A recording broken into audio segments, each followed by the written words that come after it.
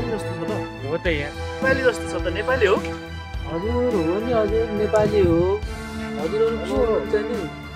हामी नेपालबाट आएको तब यसो घुम्दै गर्दै पार्कमा के भएको खासमा तपाईँलाई यो हेर्नुस् न हजुर अब कम्पनीमा काम गर्दै गर्दा एउटा हात र आँखा कम्पनीले खाइदियो मिसिनले खाइदियो अनि यहाँ आएको कति भयो अनि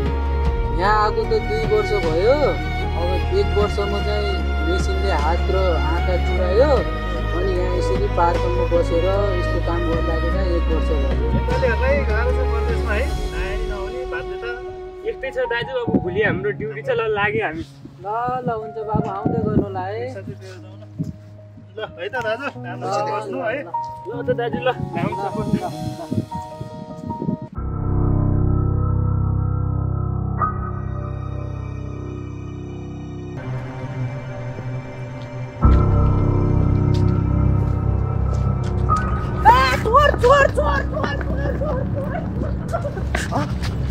के भयो रे त्यो